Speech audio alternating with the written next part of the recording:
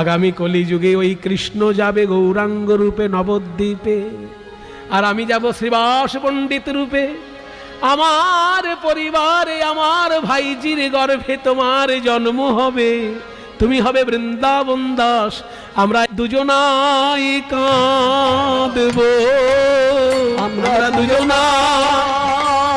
কাঁদব।